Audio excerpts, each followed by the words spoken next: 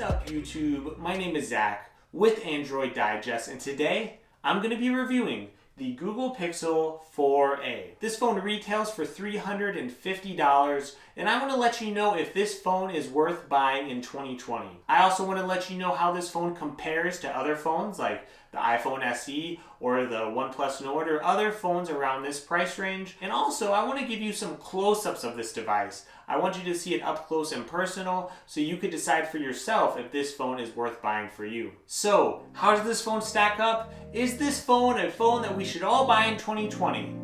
Let's get into the review right now.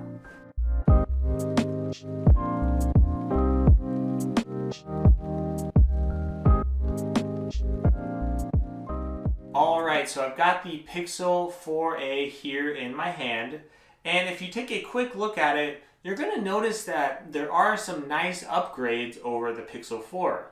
That's right, this phone not only upgrades over the Pixel 3a, but there are some ways that it's actually better than Google's flagship phone from last year. If you take a look at the top of the phone, you will see a headphone jack, which is a very nice bonus. It's a very nice thing to see. On the right side of the device, you'll see a normal colored button here with the up and down on the volume. So the power button has that nice color that we're used to from Google. You also see a USB-C port with fast charging, and you got two speakers here, and you also have a little speaker up here in the earpiece that does also work. And on the left side of the device, you will see a normal SIM card slot. No micro SD card is available, but this phone, for a budget phone, comes with 128 gigabytes of storage, which is a big bonus, and that's another upgrade from the Google Pixel 4. If you take a look at the front of the screen as well, one thing you're going to notice is very small bezels. You have a more modern design on the front of the phone. I even got a tempered glass to fit on the front of the phone, which is a big plus. Check the description for a link for that. And also, on the back of the device, you see a fingerprint sensor. And this is a crazy season of life right now where a lot of people cannot get face scan to recognize them because they're wearing a mask. So a fingerprint sensor is very needed in this time, and honestly I think it works a lot better than the in-screen fingerprint sensors. I think it works better than face unlock. So I was very glad to see a return of the normal fingerprint sensor on this device. Now, even though the phone is made of plastic on the back, that might be seen as a bummer to you, but a lot of us, especially those of us looking for a bargain around this price range, we want a durable phone, okay? So it's not all about looking pretty and nice. We just want a phone that works and a phone that is durable. So this plastic on the back, it is more durable, it's more resistant to cracks and things like that. So I'm really glad they came with a plastic back. And I also noticed the weight of this phone. It is just very lightweight. And I'm sure the plastic back contributes to that some.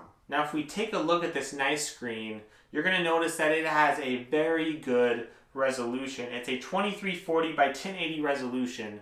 And again, this phone, it only has a 5.81 inch screen. So the screen size, it is small compared to most modern phones. So I'm happy to see this display is a little bit smaller, and it really is the size of the Google Pixel 4. So I'm really glad to see that they retained that small form factor that we're used to. And I'm very happy to see that the bezels are smaller compared to phones like the Google Pixel 3a or the Google Pixel 4. Now when you're using this display, maybe you're reading the news, maybe you're scrolling through the phone and just doing your normal thing, you're going to find that this screen, it looks very good. In fact, this is an OLED screen, which is a big plus, and I was very surprised to see that at the $350 price point. So colors, they look very good on this phone. The phone just looks great overall, and it has pretty decent brightness. I was also surprised that the brightness was pretty good. And when I say pretty good, I'm keeping in mind that this is not a $1,000 flagship. So that means if you are GPSing in the sun,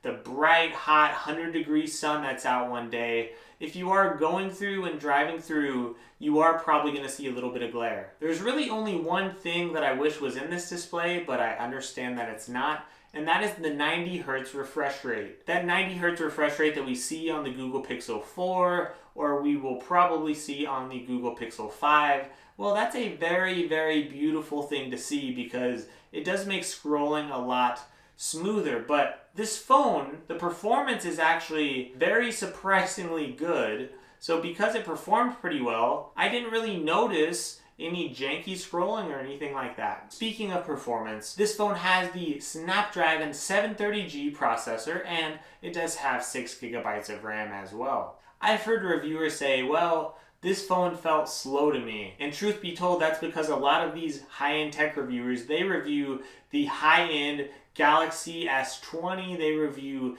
the Note 20, they review the very best of the best. And they're on those phones all the time with high refresh rates and all these different things. So when it came to performance with this phone, it was easy to say that it wasn't quite the best. Now yes, an app might take just a little bit longer to load up, but I did not even notice in my testing. I did not notice a performance difference between this or the OnePlus Nord. Once a phone starts performing so good, you don't really notice a lot. If you are coming from a flagship phone like the Galaxy S20 or the Note 20, you might notice that it's just a little bit slower, and that is true.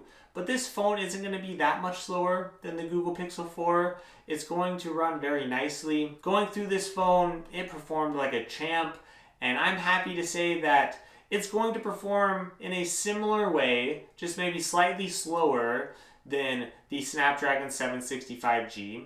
And that Snapdragon 765G performs a little slower than the Google Pixel 4. So this phone is much better in performance than the Google Pixel 3a. I'm happy to report that, but it is still a little bit below flagship level, but I don't think most people will notice because this phone was so much smoother than the Google Pixel 3a. I cannot explain enough how much faster I felt this was than the Pixel 3a. And it does pretty good with gaming, of course. It's not going to run the games at the absolutely highest settings like some of the flagships, but it's still going to run games pretty well. Now let's move on to the battery. How is the battery on this phone? Well, I found it was a little bit better than I expected, and it was a little bit worse than some reviewers said. A lot of reviewers said this phone would be great and it'd get you over 6 hours of screen time, and they were very shocked. I did not experience that. I did get about 5 hours of screen time. But the battery on this phone has been significantly better than the battery in the Google Pixel 4. So again, another upgrade over the Google Pixel 4. I don't want to make it seem like this phone is an upgrade over the Pixel 4. I'd say it's pretty close for your average user. Now let's talk about the camera on this phone. How good is the camera? You're going to notice there's just one camera on the back and then there's one flash. So they don't have a bunch of ultra-wide cameras, they don't have a bunch of zoom cameras, they just have one camera on the front, one camera on the back, and they keep it pretty darn simple. Now the main camera is a 12.2 megapixel camera, but that does not mean it's not good. Megapixels does not mean a good camera. And the selfie camera is just a 8 megapixel camera. But if you take a look at these shots, you're gonna see I got great photos. I even took a picture of this goat because that's what happens when you live in the middle of Missouri. People just have goats in their backyard. So you'll see that this goat, what it did, it took multiple photos. That's what happens when you zoom in. It takes multiple photos and it just puts them together. And that's what happened. And I surprisingly, through a window with the full 7x zoom, I was able to get a decent picture of that goat. Now with other pictures, I took pictures of my wife and my daughter and myself, and you'll see whether it's a selfie or whether it's a picture with the regular camera, the pictures are phenomenal. I'm talking 80 or 90% of what you will get from a $1,000 flagship phone. I take normal pictures in average lighting. I'm not trying to get the perfect shots or anything like that, so a lot of photos you see on my reviews, they're just pictures of my family. And you can see they came out pretty darn well, and that's just in the house with the lights on, not with all the outside light always coming in. Sometimes the light is not coming in.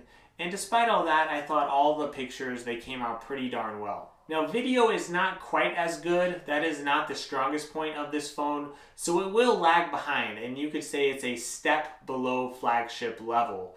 But it's still pretty impressive out of a $350 phone.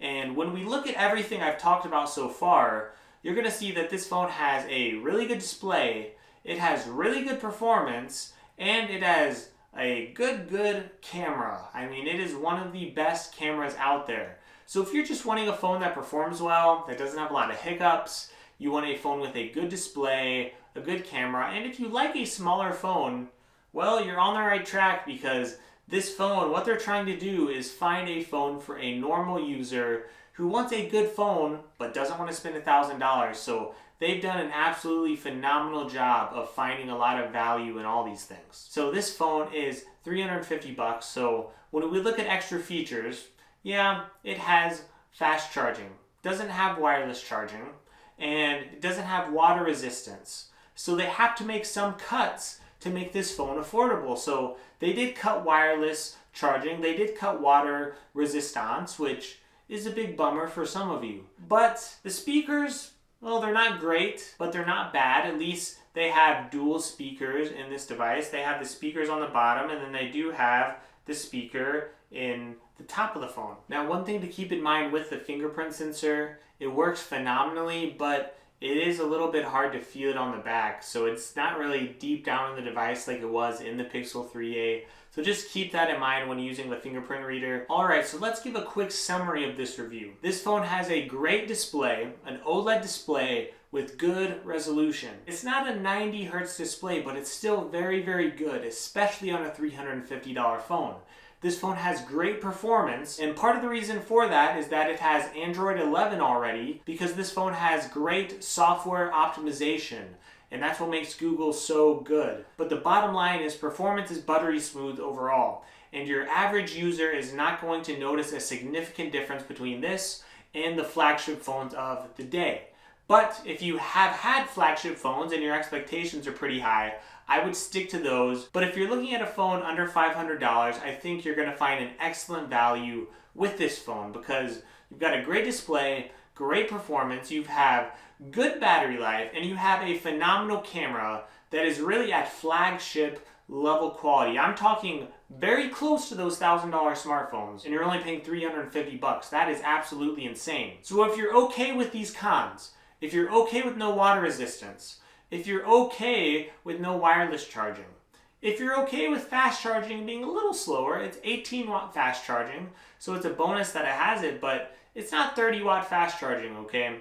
So that's a bummer. So those things are bummers about this phone, and no 90 Hz refresh rate. Those things stink. But your average user isn't looking for the best out there. They're not always looking for $1,000 flagships. If you're wanting a phone with a phenomenal camera, good performance, good battery life, well, you've got that right here. You've got a lot to like in this phone.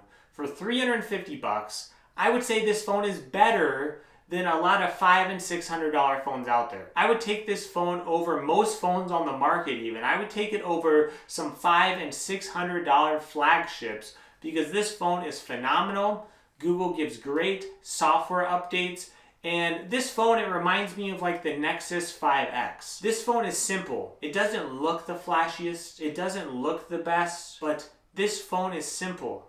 It just brings things together. It's a simple Google experience that is just absolutely great. Now, should you wait for the Pixel 5? Well, if you want a phone that's just like this, but maybe you want 5G capability, and maybe you want that 90 Hz refresh rate, well, you should probably wait for the Pixel 5 if you're wanting those things. But if you could sacrifice those things, you're gonna save almost $300. I'm sure the Pixel 5 will be around $599 or $699. So you're gonna save around $300 by going with this. So it's a great value, a great phone, and I can happily give my stamp of approval on it. Absolutely no problem whatsoever. Thank you so much for watching this video. I really appreciate it. Please support my channel. I'm begging you. I'm just a normal dude, okay? I'm a normal dude who loves tech, who's trying to do a lot of things on YouTube to help you all out, to give you some great content. So please like this video, subscribe to my channel, and also follow me on Twitter. My Twitter is Digest Android, okay? That's my Twitter handle. So please follow me on Twitter as well. The links are in the description for anything I talked about in this video, including the Google Pixel 4a, so you can check it out on where to buy it there. Thank you so much for watching. Again, I really appreciate it, and I hope you all have a great day, and I really hope you all stay safe. Thank you.